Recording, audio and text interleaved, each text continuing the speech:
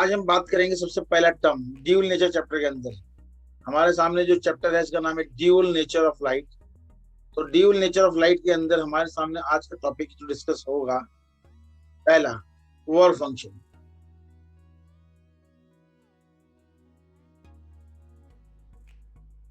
तो हम बात करेंगे dual nature of matter and radiation की, जिसके अंदर हम बात करने वाले हैं पहला टर्म। आज का पहला टॉपिक हमारे सामने आता है, that is called work function. Work function exactly है क्या और वर्क फंक्शन क्यों बोलते हैं?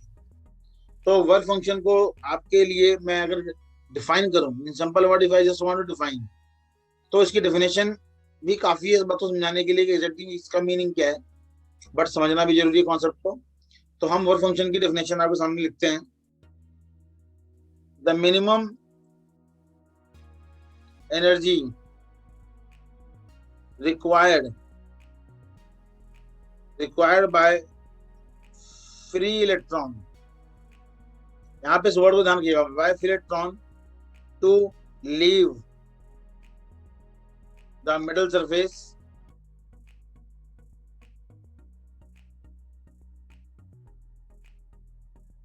This is called work function. अब इसके अंदर भी जो वर्ड आपको याद रखना चाहिए वो ये कि मैंने यहाँ पे एक वर्ड बोला free electron. Please understand the word free electron. हमने यहाँ पे इलेक्ट्रॉन्स की बात नहीं की, हमने फ्री इलेक्ट्रॉन्स की बात की है, क्योंकि जितने भी हमारे पास इलेक्ट्रॉन्स जो किसी सरफेस से या किसी मेटल से निकलेंगे बाहर, वो वही इलेक्ट्रॉन्स होते हैं जो कि फ्री इलेक्ट्रॉन्स होते हैं। तो minimum energy required by electron to leave the metal surface is called work function. यानी कि अगर हम फोटोइलेक्ट्रिक इफेक्ट को दोबारा से समझने की कोशिश करें, तो फोटोइलेक्ट्रिक इफेक्ट के अंदर हमारे सामने ऐसा था कि एक मेटल शीट थी या कोई भी हम सब्सटेंस लेते हैं। हम मेटल बार बार इसलिए बोलते हैं क्योंकि एग्जैक्टली फोटोइलेक्ट्रिक इफेक्ट मेटल्स में करना बहुत इजी होता है, लेकिन अगर आप नॉन मेटल्स में जाएंगे या और किसी अदर सब्सटेंस में जाएंगे इलेक्ट्रोलाइट्स पे, तो वहां पे थोड़ा सा इसका फंक्शन वैल्यू बढ़ जाती है। इसीलिए हम एक्सपेरिमेंटली हम बार बार मेटल बॉडी यूज कर लेते हैं। अब इसके ऊपर लाइट फॉल हुई, लाइट फॉल करने की वजह से एक इलेक्ट्रॉन इसकी सरफेस को छोड़ के चला गया, तो जो अमाउंट ऑफ एनर्जी इसने कंज्यूम किया होगा यहां से एक्साइट होने के लिए, अमाउंट ऑफ एनर्जी जो भी कंज्यूम की इस इलेक्ट्रॉन ने, that is called work function, जिसको हम डिनोट करते हैं फाई से, और इसको मेजर करने के लिए जो यूनिट ली जाती है दैट इज ईवी। इसकी एसआई यूनिट है आपके पास electron volt, SI unit is eV, electron volt, जिसकी वैल्यू को अगर आप निकालोगे तो that goes to 1.6 into 10 raised to power minus 19 joule. This is work function, यानी minimum amount of energy that is required by electron to leave metal surface. अब हमारे पास अलग अलग सब्सटेंस होते हैं जिनके अलग अलग वर्क फंक्शन है। अब सबसे लीस्ट जो आपके पास आता है वो है सीजियम। सीजियम का जो वर्क फंक्शन है वो है 2.14 least in metals. I am saying least in metals. जबकि आपके पास इसी की जगह पे अगर हम लेके चले प्लेटिनम, तो प्लेटिनम का जो है ये आता है 5.65, जो हाईएस्ट इन मेटल है। इसीलिए जो भी आप ज्वेलरीज की तरफ जाते हो, तो जिनका वर्क फंक्शन जितना ज्यादा होगा उतनी ही जल्दी उनकी डलनेस कम आएगी, और जिनके अंदर ज्यादा ही ये होगा आपके पास छोटी वैल्यू होगी लीस्ट वर्क फंक्शन की, वो बहुत जल्दी अपने आप को डिप्लीट करेंगे या फिर लीस्ट जिसे कहते हैं डल हो जाएंगे आपके पास। ये पेरेंट्स में देखने को मिलती है वर्क फंक्शन के थ्रू। तो this is called work function and this is least and highest work function of the respective metals caesium and platinum. अब हमारा सेकंड जो टर्म और जो टर्म में सीखना चाहिए उसको बोलते हैं सरफेस बैरियर। सरफेस बैरियर एक बहुत ही इंटरेस्टिंग फिनोमेना है, जिसको मैं थोड़ा आपको एनिमेशन के थ्रू समझाता हूँ। इसे बोलते हैं सरफेस बैरियर। सरफेस बैरियर को अगर हम देखें तो सरफेस बैरियर के अंदर सरफेस क्या करता है? सरफेस का मतलब कोई भी मेटल सरफेस। अब हम आपके लिए एज्यूम करते हैं कि फिर से एक मेटल सरफेस को हम यहाँ पे एज्यूम करते हैं, ये रहा एक मेटल सरफेस। अब इस मेटल सरफेस के अंदर, इस मेटल सरफेस बाय डिफॉल्ट तो न्यूट्रल इन नेचर होता है। अब जब इसमें से एक इलेक्ट्रॉन जाएगा स्टेप 1 के अंदर, हम देखेंगे जब इसमें से लाइट फॉल करेगा इसके ऊपर, तो this electron tends to move outside.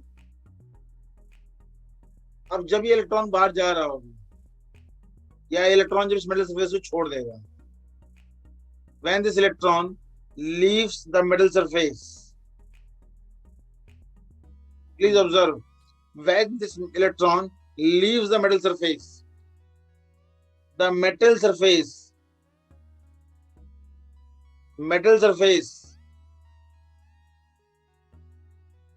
become positive in nature,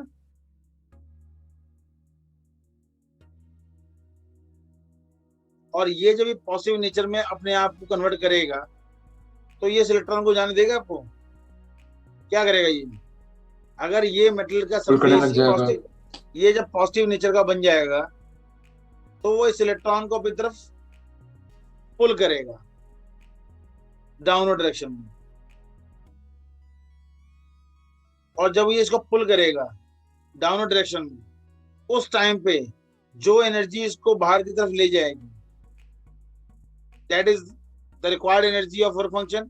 लेकिन जो इसने अट्रैक्शन दी है, जो इस अट्रैक्शन से ये पुल कर रहा है, that is called surface barrier, that is act as surface barrier. तो सरफेस बैरियर को अगर हम डिफाइन करते हैं सिंपल वर्ड में, तो हम ये कह सकते हैं the positive charge developed on metal surface that attract charge, that attract electron from escaping, act as surface barrier। और जितना बड़ा सरफेस बैरियर होगा, उतना ही मुश्किल एक इलेक्ट्रॉन को उस सरफेस को छोड़ के जाना मुश्किल होगा। तो इसीलिए हर एक मेटल का अपना एक सरफेस बैरियर होता है। अब आप में से इस बात को ऑब्जर्व करने के लिए एक तरीका ये है, आपने जितने भी फोटो इलेक्ट्रिक डिवाइसेस देखे हों, अगर देखे हैं तो, जैसे कि कैलकुलेटर में देखा होगा आपने सोलर सेल, या फिर आजकल सोलर सेल इजीली अवेलेबल हर जगह पे, तो उसके अंदर जो मेटल की शीट यूज की जाती है, उसको मिनिमम थिकनेस पर रखा जाता है, ताकि हम लीस्ट सरफेस बैरियर बना सकें। और लीस्ट सरफेस बैरियर होगा तो इलेक्ट्रॉन्स उतनी जल्दी रेडली मूव करेंगे, जिससे हमारा पोटेंशियल जल्दी बिल्ड होगा, फोटो इलेक्ट्रॉन जल्दी एमिट होंगे। तो this is called surface barrier.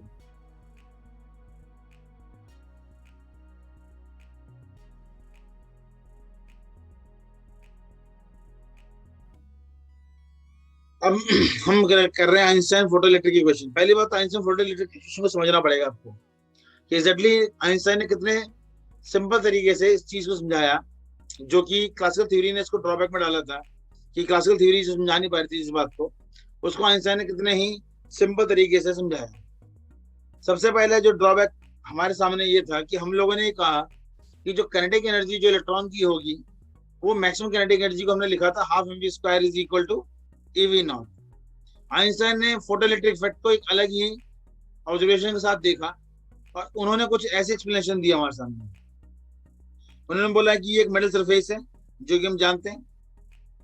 अब इस मेटल सरफेस के ऊपर हमने एक रेडिएशन डाली, जो हमने डाल दी। इस रेडिएशन की वजह से एक इलेक्ट्रॉन यहाँ पड़ा होगा, जो पड़ा होगा। अब सबसे पहली चीज, इस इलेक्ट्रॉन के पास दो एनर्जीज हैं। कौन सी दो एनर्जी हैं? First, this electron has to cross the work function, यानी कि उसको क्रॉस करना पड़ेगा सबसे पहले एनर्जी, वर्क फंक्शन को पार करने में। आफ्टर दैट वो जो एनर्जी गेन करेगा, that energy is kinetic energy. तो फर्स्ट उसकी एनर्जी होगी वर्क फंक्शन के बराबर, दूसरी इसकी एनर्जी बराबर होगी काइनेटिक एनर्जी के बराबर। तो यानी आइंस्टाइन ने कहा कि जो एनर्जी हमारे पास इलेक्ट्रॉन, जो एनर्जी हमें फोटो लाइट से, फोटोन से मिलती है, that energy is going to be equal to two parts, one work function and second kinetic energy. तो in simple word what Einstein said, Einstein ने फोटोइलेक्ट्रिक इक्वेशन के अंदर बहुत क्लियरली बांट दिया एनर्जी को। एनर्जी ऑफ रेडिएशन जो हमारे पास आ रहे हैं, energy of light is equal to work function plus is equal to kinetic energy. ये उनका बेस है, आइंस्टाइन का बेस ये इक्वेशन है, जिसको आप अगर इसको याद करें तो बहुत इजी है इसको याद करना, इस रिलेशन को पढ़ना और याद करना, रिटर्न करना आसान है। आइंस्टाइन ने इसको इस तरीके से लिया कि energy of light is equal to work function plus kinetic energy. अब आप में से हर बच्चे को, हम सभी को पता होता है कि एनर्जी ऑफ लाइट क्या है। एनर्जी ऑफ लाइट जो है बराबर है एच न्यू के, वर्क फंक्शन जो है बराबर है फाई के, और काइनेटिक एनर्जी बराबर होती है हाफ mv स्क्वायर।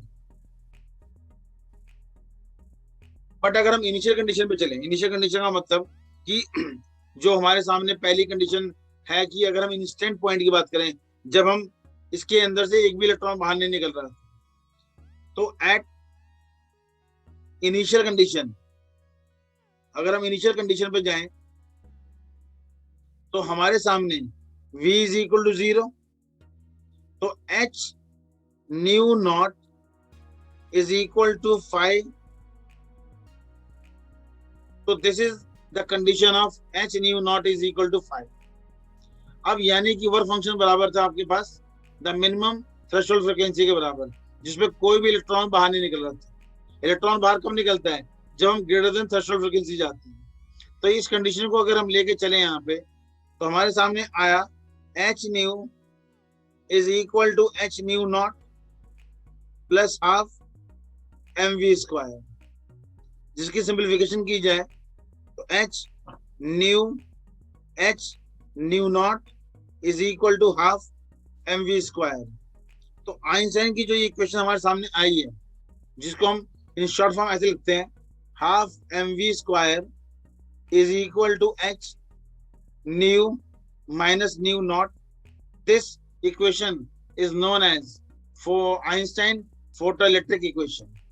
यहाँ पे टर्म्स का यूजुअल मीनिंग है, m का मतलब मास, v का मतलब स्पीड, h का मतलब प्लैंक कांस्टेंट, न्यू का मतलब falling frequency and new not का मतलब थ्रेशोल्ड फ्रीक्वेंसी। इसी को बोलते हैं आइंस्टाइन फोटोइलेक्ट्रिक इक्वेशन। यहाँ पे h न्यू को हम लोग फोटॉन्स के नाम से भी जानते हैं, this is also known as photon. ये जो कॉन्सेप्ट है इसको हम फोटोन भी बोलते हैं h न्यू को। This h nu can be termed as photon, जो कि प्लैंक के द्वारा टर्म था ये टर्म। तो इसको हम प्लैंक के क्वांटम टर्म प्लैंक कांस्टेंट के साथ जोड़ सकते हैं h न्यू। और यहाँ पे एक लॉजिक हम को भी नहीं बोल सकते, h न्यू नॉट को नहीं बोल सकते, h न्यू को बोला जाएगा। h न्यू को इसलिए बोला जाता है क्योंकि वो एनर्जी फॉलिंग है। h न्यू नॉट वो एनर्जी है जो कि फॉलिंग, जो कि जिसके ऊपर कोई फोटोइलेक्ट्रिक इफेक्ट नहीं हो रहा था। तो इसको बोलते हैं आइंस्टाइन फोटो इलेक्ट्रिक इक्वेशन। पहला जो हमारे पास लॉ की स्टेटमेंट थी, जो ये कहता है आपके पास photo electric effect, photo electric emission occurs for frequency greater than threshold frequency। ये पहला प्रपोजल था आपके पास फोटो इलेक्ट्रिक एमिशन का। उसको ये लॉ कैसे वैलिडेट करता है? सी, हमारे सामने हमने बोला half mv square is equal to h nu minus nu naught. अब फॉलिंग फ्रीक्वेंसी अगर लेस देन थ्रेशोल्ड फ्रीक्वेंसी है, और दोनों कैसे लेते हैं, falling frequency equal to threshold frequency है, तो हमारे सामने आएगा half mv square is less than 0 और half mv square is equal to 0। तो इस पूरे बात का जो कंक्लूजन निकालें तो हम क्या कह सकते हैं? नो फोटो इलेक्ट्रॉन्स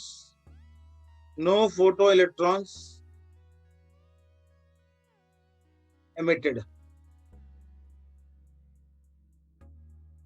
तो this is first verification of law of photoelectric emission, जिसने प्रूव कर दिया कि अगर आपकी फॉलिंग फ्रीक्वेंसी थ्रेशोल्ड फ्रीक्वेंसी से छोटी हो या बराबर हो, उस केस में कोई भी फोटो इलेक्ट्रॉन सबमिट नहीं होगा उस गिवन सरफेस से, उस गिवन सरफेस से कोई फोटो इलेक्ट्रिक एमिशन नहीं होगा।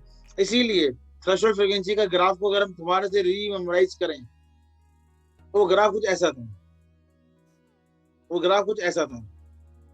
उस ग्राफ में हमने देखा था कि इलेक्ट्रॉन एक पॉइंट तक बिल्कुल नहीं आते, उसके बाद इलेक्ट्रॉन्स एमिट होना शुरू होते हैं, और इस जगह पे हमने आई और यहां पे हमने लिया था दैट इज कॉल्ड फ्रीक्वेंसी।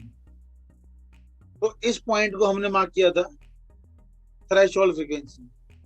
तो थ्रेशोल्ड फ्रीक्वेंसी आप देख सकते हैं, अगर न्यू नॉट से ग्रेटर है न्यू, और अगर ये छोटा है इससे, ये देख लीजिए, तो हमारे सामने एक कंडीशन आ गई और हमने सब ग्राफिकली समझा दिया कि कैसे ये काम करता है। तो न्यू नॉट जो पॉइंट है, इसके इस हिस्से पे जितनी भी फ्रीक्वेंसीज होंगी, these all frequencies are called threshold frequency. Threshold frequency. This is called first verification of law of photoelectric emission. अब सेकंड पॉइंट क्या है हमारे पास लॉ के हिसाब से? सेकंड पॉइंट ये कहता है kinetic energy of electron depend upon frequency. कैसे? अभी मैंने फिर से प्रूव किया, हमारे सामने आ गया half mv square is equal to h nu minus nu naught. जैसे जैसे nu naught minus nu naught की वैल्यू बढ़ेगी, इंक्रीज, वैसे वैसे ही इलेक्ट्रॉन की काइनेटिक एनर्जी भी बढ़ेगी। तो यानी कि हमारे पास क्या कंडीशन आता है? हमारे पास कंडीशन ये आता है कि अगर हम न्यू नॉट लेते हैं और हम इससे ग्रेटर जाते हैं तो काइनेटिक एनर्जी इंक्रीज, अगर हम इससे नीचे जाते हैं तो नो काइनेटिक एनर्जी, यानी यहां से लेके यहां तक कोई भी काइनेटिक एनर्जी नहीं है, और इस कंडीशन पे सिर्फ काइनेटिक एनर्जी मिलेगी।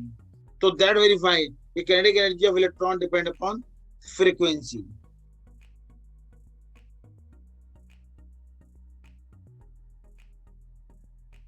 तीसरा हमारे पास जो ऑब्जर्वेशन हमारे पास ये मिलता है वो है photoelectrons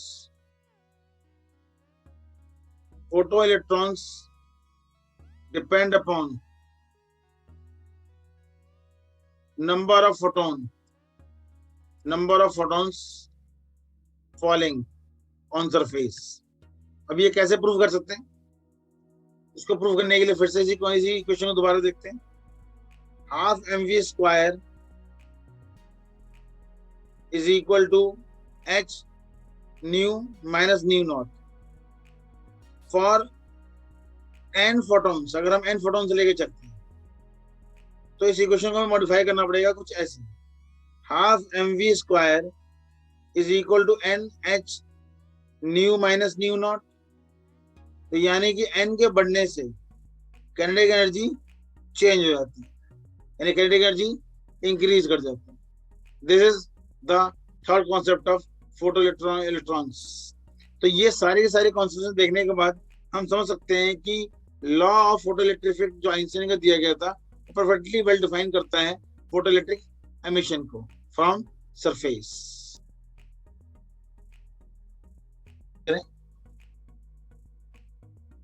डी ब्रोगली के बारे में या डी ब्रो के बारे में जितना भी कहा जाए हमारे लिए बहुत कम है साइंस के अंदर, बिकॉज इन्होंने जो हमारे सामने प्रपोजल्स दिए और जो इनकी अंडरस्टैंडिंग थी मैटर के बारे में वो बहुत ही अलग था। इन्होंने लाइट की एक ऐसी डेफिनेशन हमारे सामने प्रेजेंट कर दी, जिसकी वजह से लाइट जो है ड्यूल नेचर में चला गया। नहीं तो अभी तक हम लोग रिसर्च करते रहे लाइट के बारे में, हमने लाइट को रे नेचर समझा, लाइट का वेव नेचर समझा, पर लाइट को पार्टिकल नेचर समझने की कोशिश हम कर रहे थे, जिसमें कंट्रीब्यूशन आइंस्टाइन का भी है। लेकिन डी ब्रोगली ने इस पूरे मिस्ट्री को सॉल्व कर दिया और उन्होंने सिंपल सी कंक्लूजन हमारे सामने पेश कर दिया कि लाइट जो है डी नेचर वाला पार्टिकल है। इसके लिए कोई नया टर्म हमारे पास नहीं था और नहीं है, नहीं तो हम इसका कोई नया नाम भी दे देते। पर अभी हम जानते हैं कि लाइट के ड्यूल नेचर है, यानी दोनों नेचर को फॉलो करता है। तो डी ब्रोगली ने इसकी ऑब्जर्वेशन कैसे की? डी ब्रोगली ने पहली ऑब्जर्वेशन जो उन्होंने अपनी अंडरस्टैंडिंग पे की वो ये था, the universe is made up of particles and radiation. तो उन्होंने बोला कि पूरा यूनिवर्स जो बना हुआ है वो बना है किससे? वो बना ही इन छोटी मोटी चीजों से है, जिसके अंदर क्या है, या तो रेडिएशन है या फिर डस्ट पार्टिकल्स, यानी कि पार्टिकल्स। पहला पॉइंट, यानी पार्टिकल रेडिएशन। पार्टिकल रेडिएशन का मतलब हो गया, पार्टिकल का मतलब हो गया मैटर और रेडिएशन का मतलब हो गया वेव। दूसरी बात उन्होंने जो बोली यूनिवर्स के बारे में, जो सबसे इंपॉर्टेंट चीज है, the nature loves symmetry. Nature love symmetry. और ये सिमेट्री किसके बीच में? ये सिमेट्री पार्टिकल और रेडिएशन के बीच में होता है। The nature love symmetry to both particles and radiations. अब ये कॉन्सेप्ट जो है बहुत बार बहुत सारे रिसर्चर्स ने, साइंटिस्ट ने निकाला है, जिसके अंदर हमने प्रूफ किया कि नेचर के अंदर पार्टिकल और रेडिएशन का एक आपस में एक रिलेशन है। अब आप लोग कहोगे कि ये रिलेशन कैसा है, इस रिलेशन को हमने प्रूफ कैसे किया? तो इसके प्रपोजल तो बहुत सारे लोगों ने दिया था, जिनमें से डी ब्रो ने कुछ फेमस प्रपोजल को उठाया और आपके सामने कितने सिंपल तरीके से दो थ्योरी को मर्ज किया। उन्होंने एक सिंपल सी थ्योरी ली, एक तरफ उन्होंने प्लैंक को रखा, एक तरफ उन्होंने आइंस्टाइन को रखा। उन्होंने बोला कि प्लैंक के हिसाब से, अगर प्लैंक को बात माना जाए, तो प्लैंक कहता है कि जो यूनिवर्स का जो नेचर है, एनर्जी के बारे में प्लैंक का कॉन्सेप्ट ये था कि energy is all dependent upon H nu, यानी energy of photon is equal to H nu. उसी के समय, उसी के पैरेलल में अगर हम आइंस्टाइन की थ्योरी को लेकर चलें, तो आइंस्टाइन का कहना था कि energy is equal to mc square. मतलब आप देख रहे हैं, एक तरफ प्लैंक का कॉन्सेप्ट, एक तरफ आइंस्टाइन का कॉन्सेप्ट, और इन दोनों कॉन्सेप्टों को डी ब्रो ने क्या किया, मर्ज किया। अब जब दोनों कॉन्सेप्टों को हमने जब मर्ज किया तो हमारे सामने आया H nu is equal to M C square.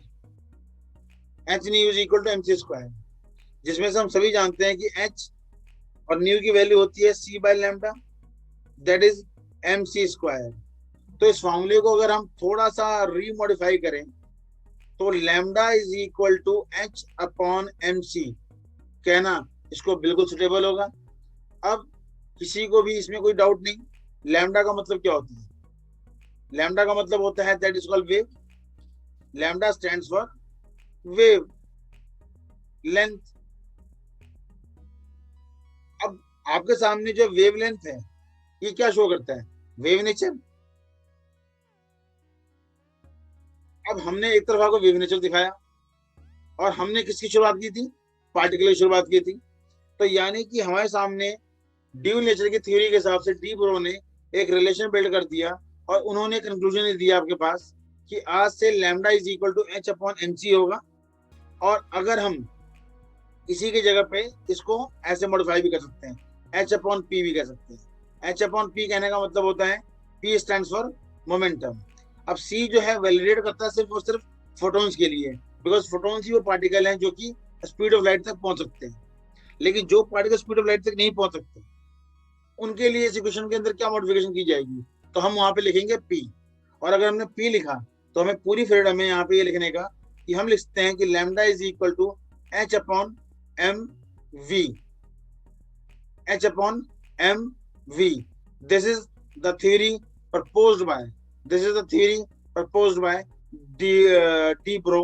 और डी ब्रो ने हमारे सामने कंक्लूजन दे दिया कि नेचर के अंदर कोई भी चीज हमेशा दो फॉर्म में आएगी, एक या तो मैटर होगा या फिर एक पार्टिकल होगा, रेडिएशन होगा, यानी पार्टिकल रेडिएशन को एग्जिस्ट इन दिस यूनिवर्स। ये है डी ब्रोगली वेव इक्वेशन। अब डी ब्रोगली वेवलेंथ जो हमने निकाला है लैम्डा, तो डी ब्रोगली वेवलेंथ लैम्डा हमारे सामने जो है, सबसे पहले तो हम देखेंगे कि वो इनवर्सली प्रोपोर्शनल है, inversely proportional to 1/v, that is 1/वेलोसिटी। दूसरा हम जानते हैं, इसी कॉन्सेप्ट को लेकर चलें तो वो इनवर्सली प्रोपोर्शनल है मास के। अब ये जो हमने दो कंडीशन लगाई, ये हमारे लिए इसलिए इंपॉर्टेंट है, वेलोसिटी बोला हमने ये बोला, लेकिन एक बात आपको बताना चाहूंगा ये कि ये इंडिपेंडेंट ऑफ चार्ज है। इंडिपेंडेंट ऑफ चार्ज का मतलब होता है कि अगर आप पॉजिटिव चार्ज लो या नेगेटिव लो, उन दोनों के लिए इसका बिहेवियर सेम रहेगा। लेकिन अगर आप यहाँ पे देखें, मास के हिसाब से चलेंगे, तो हम जानते हैं कि mass of proton is greater than mass of electron, तो lambda of proton is smaller than lambda of electron. जबकि वेलोसिटी के केस में देखा जाए तो जैसे जैसे वेलोसिटी बढ़ेगी, वेलोसिटी की इंक्रीज करने से लैम्डा डिक्रीज करेगा, ठीक है। और ये हमने इलेक्ट्रोमैग्नेटिक स्पेक्ट्रम में देखा हुआ है कि जैसे जैसे वेवलेंथ बढ़ाते हैं उसकी एनर्जी डिक्रीज कर जाती है, और जैसे जैसे वेवलेंथ हम कम करते हैं वैसे वैसे उसकी एनर्जी बढ़ने लगती है। ये चीज हमने वहां पे देखा हुआ है। और तीसरी बात हमने एक और भी देखा है कि कोई भी सब्सटेंस अगर वेलोसिटी 0 आ जाए तो उसका जो वेवलेंथ होता है दैट इज इनफिनाइट, उसका वेवलेंथ हो जाएगा इनफिनाइट। अगर वेलोसिटी हम 0 कर दें तो उनका जो वेवलेंथ है वो हो जाएगा दैट इज इनफिनाइट, मतलब इतने लंबे समय तक के लिए वो स्टैटिक हो जाएंगे इस यूनिवर्स के अंदर। तो यहाँ पे जो चीजें हमने बताई, इनमें जो मेन बात आपको याद फिर से करनी चाहिए वो ये, inversely to frequency speed, inversely to mass, independent of charge, and if v equal to 0, the lambda is equal to infinite. This is all factor on which wavelength, yeah, de Broglie wavelength depends.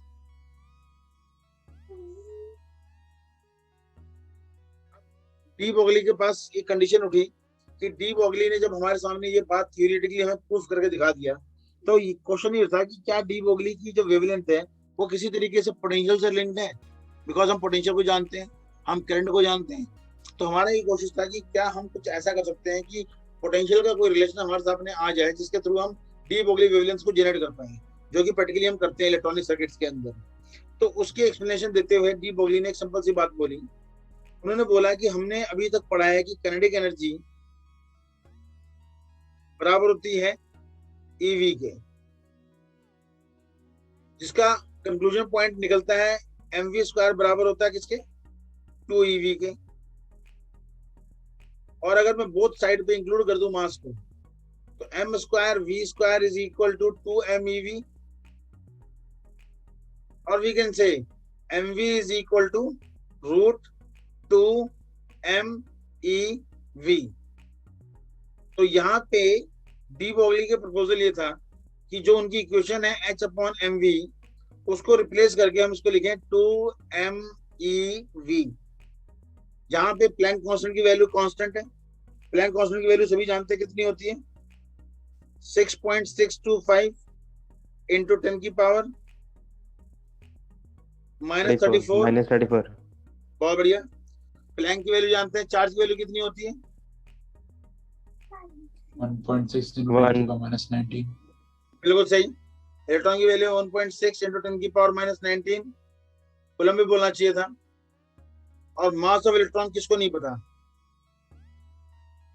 9.1 into 10 की power -31 kg। If we substitute this value, we will get the relation 12.27 upon √v angstrom, or we say 1.227 upon √v nanometer। और मैं बता दूं कि इस relation को जो मैंने अभी लिखा है, ये वाला रिलेशन, इस रिलेशन को बहुत ध्यान से करना है, क्योंकि इस रिलेशन से मेंस के इतने सारे क्वेश्चंस में रिलेशन यूज होता है, जो कि आप लोगों ने देखा होगा, कर रहे हैं पेपर तक। ये रिलेशन बहुत ज्यादा यूज होता है मेंस के क्वेश्चंस में, जहां पे हम बताते हैं कि डी ब्रोगली वेवलेंथ एसोसिएट करती है किससे? वोल्टेज से। यानी कि हमने ये बात सीख लिया कि डी ब्रोगली वेवलेंथ के अंदर वोल्टेज का अपना खुद का एक रिलेशनशिप है, जो कि ग्राफिकली अगर हम प्लॉट करें तो ये कुछ ऐसा है। ग्राफिकली हम इसको प्लॉट करें तो ये इनवर्स एक रिलेशन है हमारे पास, और इनवर्स रिलेशन के अंदर जो ग्राफ बनता है वो इनवर्स फॉर्म में आएगा कुछ ऐसा।